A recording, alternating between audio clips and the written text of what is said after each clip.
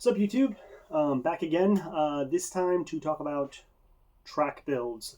Kind of what you need, just the bare minimum to start tracking your car. Now, this isn't even autocrossing, but not even your highway pull kind of car, your 600 horsepower. I can get one pull out of it and drive illegally. That really the only thing you need is a vape pen and a radar detector. This is more for kind of autocross, but mainly track, like the high speed tracks, tracks where you're getting, over 100 miles an hour.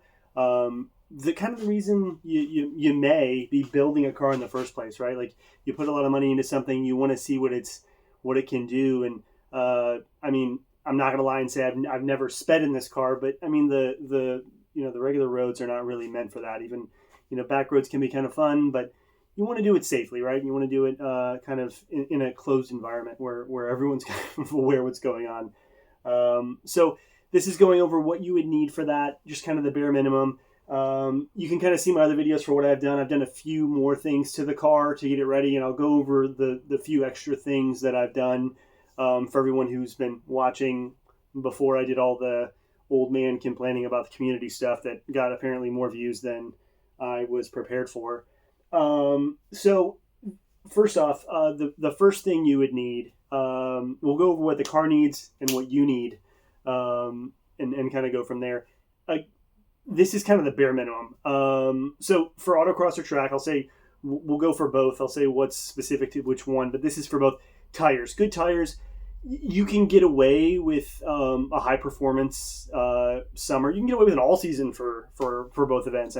But you want to get something, at least like a high performance summer. I have like a high performance summer. You can get like a 200 treadwear tire. You can get something that's crazy, that's specifically track rated. But we're talking like what you can do and have fun, as long as it's a tire rated for I would say over 150 miles an hour, right? So these are rated for I think 168 or something like that, and a good tread, depending on where you're driving. It may get wet, so where I am at least, in the Pacific Northwest, so I'm kind of prepared for that as well. So you can look up tires. I'm running Indy 500s. They're getting more expensive now. Cheaper Firestone. They're just a renamed Bridgestone from like 5 or 6 years ago. So the tires aren't 5 or 6 years old, but the Firestone took over the Bridgestone kind of tread pattern there. So they're a pretty good tire. I have all seasons up here that I rock during the winter, and most of the time when these have only been on for about 3 months, so they haven't really seen many miles, probably like 2,000 or 3,000. So that's the first thing, tires. Whether you're autocrossing or track, either way, you need tires. Now I've autocrossed just a couple of times. I'm branching into the tracking portion of it. So again, we're just talking right now what car needs. So the next for tracking. Couple things, right? So this is more Subaru based, but I wouldn't be surprised if this applies to more cars. Obviously, this is what I'm working on right now, is an older Subaru that's been, it's like an 05 STI, but the newer models still need this stuff too. The first thing I recommend is flushing your brake fluid and putting in at least like some RBF, like 600. I think they have 660 as well. That's just a boiling point. With autocross, you don't really need this because the runs are kind of shorter. You get like, a 40-second, 1 minute run, and then you're cooling down for quite a bit of time before your next run. On a track, it's like a 20-minute session. So you're just on the brakes. Obviously, you're beating the piss out of the car. Things get up, and you don't want the brake fluid to boil or to lose your brakes there. And in the same vein, third thing, is brake pads. So stock pads can work for you. For autocross, you should be getting both these at least, like probably the pads and the tires. The brake fluid, maybe not, but the pads you should definitely be getting. They're going to help your times out quite a bit, and obviously just make you feel more safe in the car, right? A high performance pad, there's pros and cons to that when you're daily driving the car, right? So more dust, more noise. Some pads take a while to actually get that good bite. They need to heat up.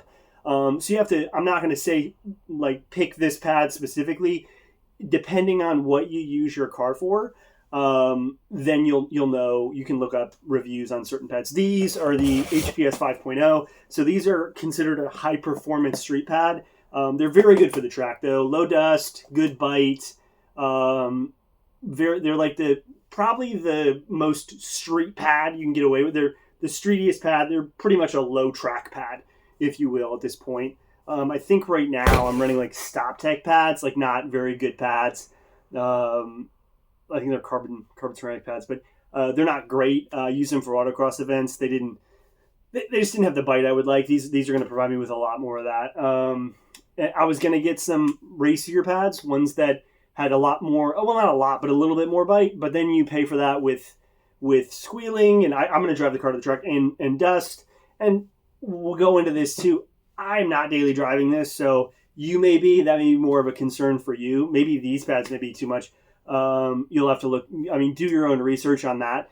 I'm not going to go over stuff that's been gone over a million times before, but for me personally, if I were daily driving the car and tracking it, I think the HPS 5.0s, I'll do more of a review once I put them on. But that's for this weekend when I flush and put the pads on. So those are really the three things that the car would need, right? So we got tires, we got brake fluid, we got brake pads, right?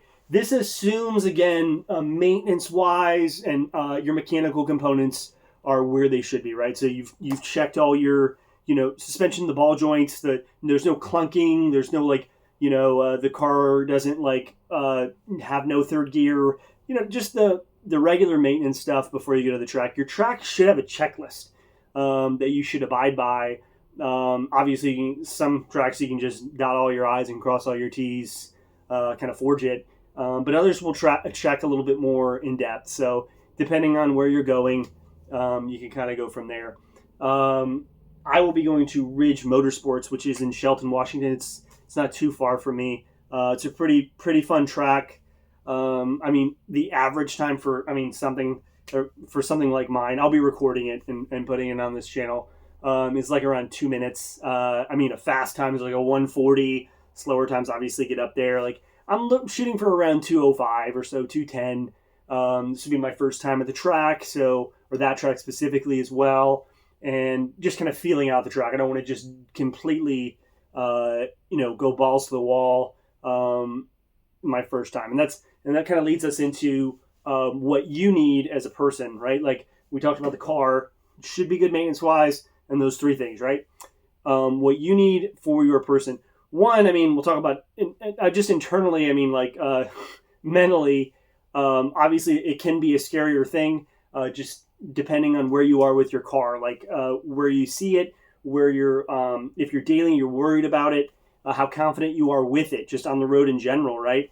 And then when you get to the track, just some people may have a tendency to just go as fast as they can right away, without really feeling out. They've never really done that kind of thing, like gone 130 and then had to slam on the brakes and, kind of trail brake or hit an apex. It may not be for everybody. And for me, especially, it's autocross, but I've sim raced a lot, but that's obviously nowhere near close to the real thing. You got to get out there and kind of do it. So that's kind of what I suggest there. Just kind of take it easy. Make sure you're confident with your car first. You're one with your car. Its ins and outs. It likes this a little bit more than that, and kind of knowing that you're not going to go full tilt right away. The track people, the track instructors, are just the people. They are the guys should be telling you that. Excuse me, to begin with. But just to kind of have fun, at least your first or second time out there, before you really start trying to break lap times. The big thing is probably consistency, as opposed to I did one 2-minute run and then the rest were 230s. That's not what you're really shooting for. You want consistent. That's kind of mentally. Physically, what you would need for autocross, you probably already have this. If you're autocrossing, if you're not, you don't. Is a helmet. This is for track. So this is really the only thing you're going to need on your person, right? So you need a helmet, and then your car should have the safety features that it needs for that. Depending on what your track requires, most are going to allow, in terms of a seatbelt, just a 3-point, your normal stock 3-point harness, and your helmet you'll be able to get away with that. And that's perfectly safe. You should have an airbag in front of you in a newer vehicle. And yeah, it's fairly safe. I have, and I will show in a sec. I don't have. I have a detachable steering wheel. One, because I was daily driving this a little bit, not daily driving it, but driving it a little bit more. And my last wagon that I owned was stolen twice, not from me, but before I owned it, it was on the Carfax. So these are pretty easy to steal. So one of the deterrents I have is a detachable steering wheel. Obviously, it looks cool. It's convenient to be able to remove the steering wheel as well, because it gets in the way sometimes. And also you have that customization of whatever steering wheel you want. Those last three are kind of secondary to the first, which is it was more of a theft deterrent.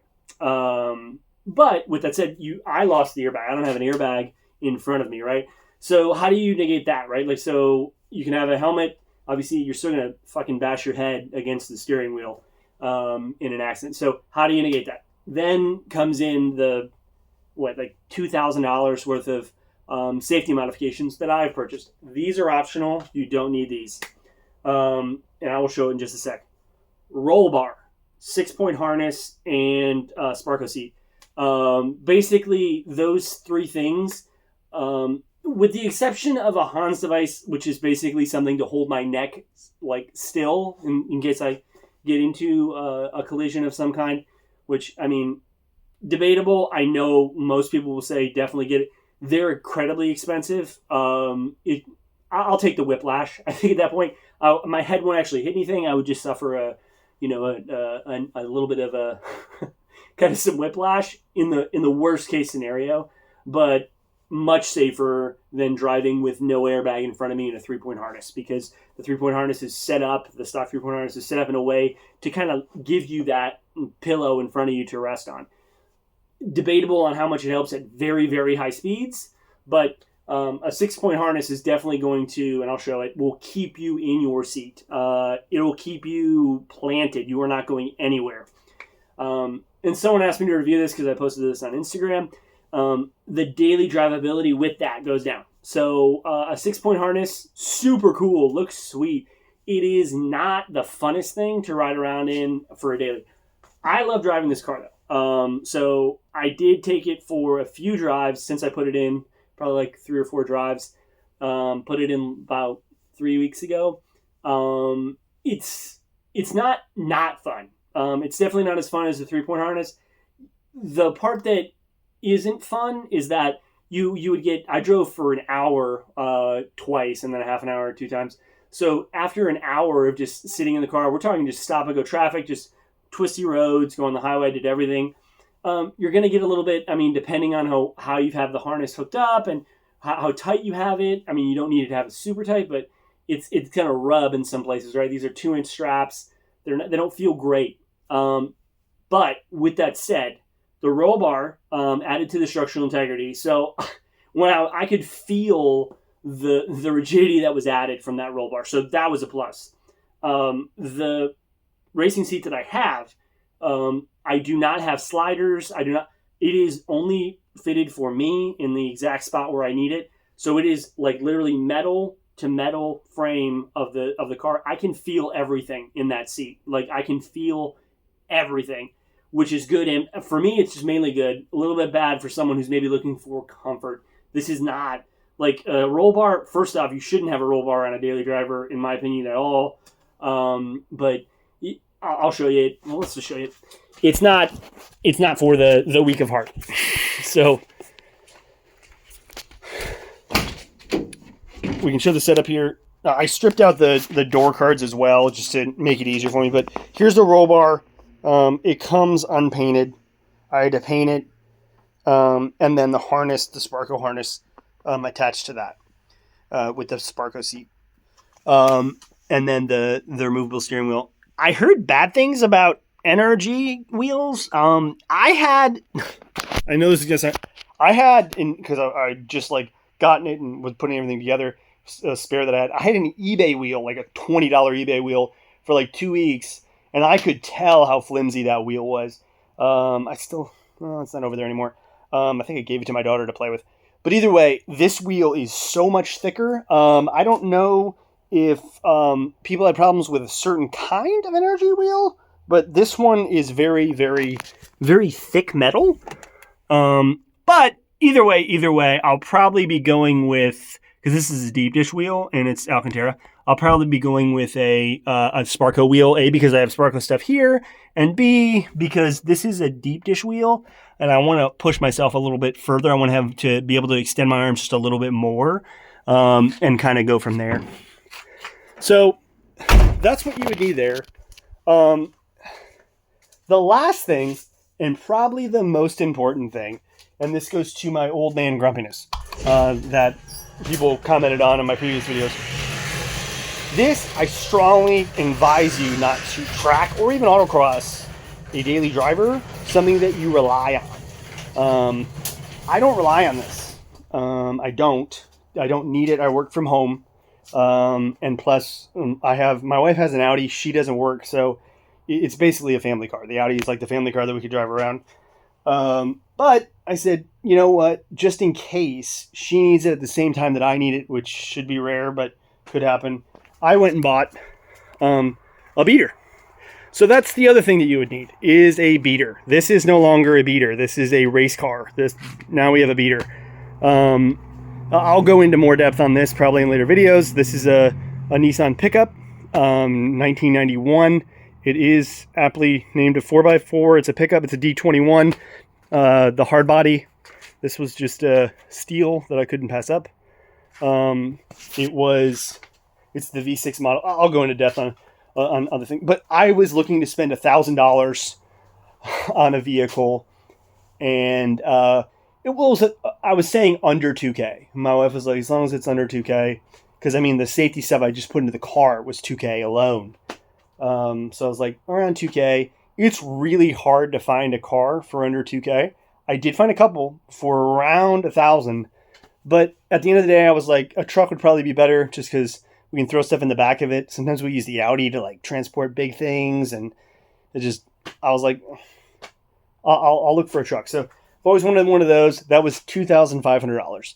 I'm not saying everyone can find, a nice beater for $2,500. You should be able to find something pretty, like something that you can drive. Like, don't get me wrong, that car is beat. It's not in perfect condition. Again, I'll do another video on it, but it's definitely like I can daily drive it if I needed to, which I shouldn't, but I have that. That is the last thing I would suggest.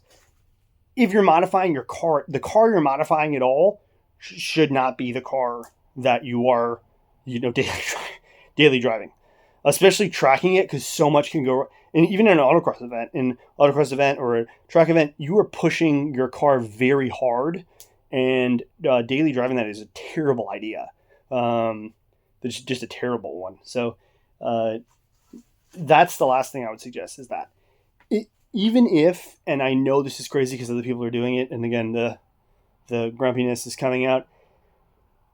Even if you're not tracking it or autocrossing it, if you're modifying it anyway, like I know everyone nowadays, I see all these builds like with these content creators who have hundreds of thousands of followers that build these crazy builds but never track the car. Just literally, I need 700 horsepower. Why? So I can do a highway pull. That is fucking mind-numbing. That you need it just to scare a soccer mom. It's just mind-numbing to me that you would put that much money into a car and then not have it reach its... Like, why are you building it for that? I don't understand. And when I say the track, I don't mean the drag strip. Like, again, I'm not saying the drag strip can't be difficult to do, but I'm pretty sure I could teach my wife or daughter how to shift pretty fast. Again, it's if you're modifying it at all, even if it's for racing the soccer moms on the highway in their minivans, please get a secondary car, or third or four or something. Lastly, again, if you're gonna push it. Don't. Everyone will tell you this. Don't have acid. Like, you made it this way for a reason. Why not see what it can do? Like, it's one thing to, just modify the engine of a car and give it all this horsepower and maybe the transmission, because you modified the engine so much, and be able to, go 130 in a straight line really fast. But a car is a steering wheel for a reason, right? Let's turn this fucker. Let's see what it'll do. I don't know. Just sometimes people just focus on one aspect. It can be much more fun. I feel like most people would like that a lot more than just a number that you reach. How about a time that you reach, and not a quarter mile time or a horsepower number here, but a time to track? Like maybe shoot for that or race your buddies. I don't know. Again, I'm just getting older, I guess. All these kids still doing stupid shit. All right. Lastly, I'll update what I've done on the car for all the people who watch my videos a little bit more regularly. You probably saw. Again, I'm map based, so I can have that. It sounds amazing. I love it so much. It was expensive, but it was worth it. That's an HKS blow-off valve, genuine one. It sounds amazing. That's just the only way I can describe it. It just sounds great. Again, I don't have a MAF, so I don't have to worry about running rich in between shifts or anything like that. So one of the joys of going on speed density. That's one thing I did. Obviously, well, not obviously, but you may have seen these. These were not needed at all, but they were a weight reduction. These are S201 carbon fiber mirrors, and they don't match the car at all. I may paint them. The only reason, I got a carbon fiber trunk that's painted. The only reason I got these was because it was a sweet deal. These were $200. They normally go for like $400 or $500. So I just had to pick them up, and they weigh about a pound together. And then the old ones weigh about, I want to say 8 pounds. So I did save about 7 pounds. Don't know if that was worth it. The other mods, obviously, we're working on the brakes. I did the transmission mount. I bought an STI Group N. There's an, just so everyone's aware, there's the STI mount, which comes here for the transmission mount. Then there's the Group N mount, which most people heard of. Then there's an STI Group N mount. Let's see if I have the documentation still, because I already put it in. This is the one that, it's literally an STI part, which is actually really cool. So it's even stiffer, because I had the Group N. It's a very, very, very stiff mount. Like I could hammer in nails with it. Like it's very, very stiff. Then I replaced crossmember bushings. This is the two things that I have left before I go to the track. I have this to have to flush and put this on. And then I want to put on, these are rear diff bushings. And then the outrigger bushings. Or the crossmember, the rear crossmember, if you will. People call it the Star Wars in the back of the rear. So those two things are kind of, I can't think of anything else. That's pretty much it. I've just been throwing money into this fucking thing. So after that, I should be done. The track day should bring a whole bunch of either tears or joy, and we shall see. If anyone is interested in the meantime, I kept these as spares because I didn't have that, which is outside right now. Because I was like, well, I may break this car down, or I may need spares at some point. Now this is called the Nissan Hardbody Fund. So anyone needs a spare 6-speed, which I've never even put in the car. It only has like 60,000 miles on it. It's JDM 6-speed. And then this is a WRX motor, which this WRX motor probably, I think it was like 8 or 10% PSI low on cylinder 4. It ran great, made 270 horsepower. I just took it out because I knew that this was going to be more reliable. This thing has like 200,000 miles on it. And the only word I could use here that's politically correct is raped it for like stuff. Obviously raped isn't a correct word, but I just kind of rat fucked it here.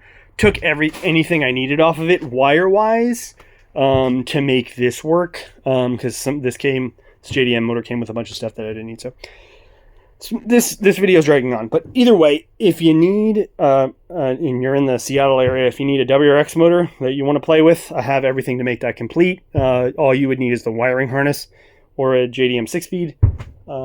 Let me know. And please like and subscribe. Thank you.